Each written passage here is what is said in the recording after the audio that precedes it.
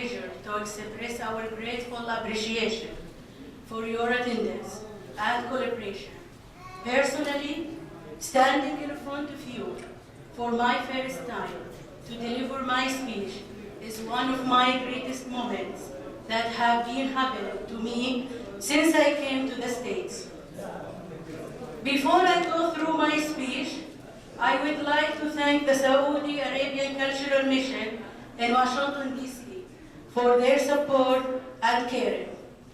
I would like to say thank you for the Saudi Club President, Mr. Sultan Sultan, for his great effort.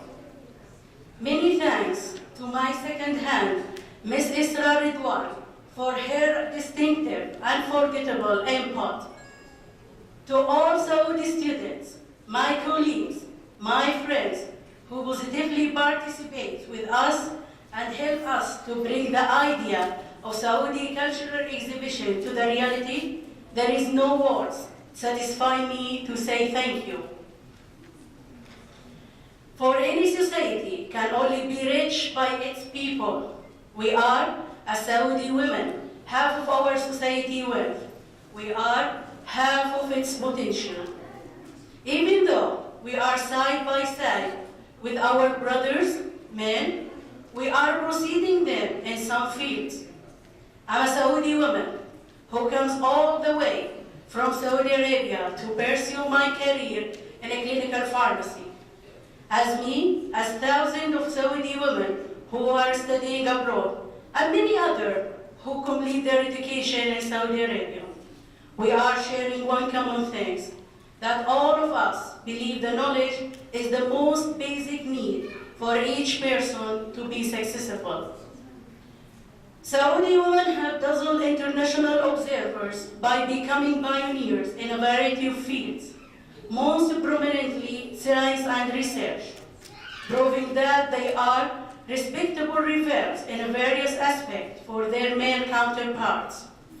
Women such as Professor Ghada Muteri and Professor Hayat Sindi are notable examples of Saudi women who have made significant achievements in academic and scientific research. Professor Sindi made a great accomplishment for Saudi women by pioneering a device called Diagnostic for All, which makes medical analysis more available, easy, and in the size of fingertip. As for Professor El-Muteri, heads a research center in California. After winning the National Institute of Health Directors Pioneer Award program, Mrs. Thuraya Obaid is the Executive Director of the United Nations Population Fund. Mrs. Obaid was appointed to her position on January 1st, 2001, and she is the first Saudi Arabian to head a United Nations agency. Throughout her career, Mrs. Obaid has emphasized the importance of development that emerges from the context of each society, taking into consideration the cultural values and religions beliefs that shape people and affect their actions.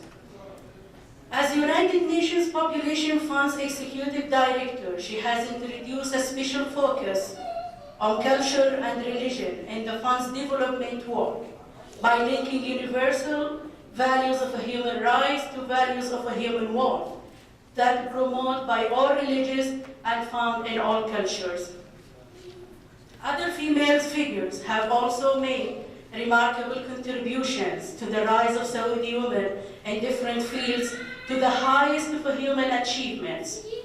All this would not have been possible without the critical push from the custodians of the two holy mosques, King Abdullah. He brought them into the mainstream. He lent them a patient ear and understand the challenges they faced.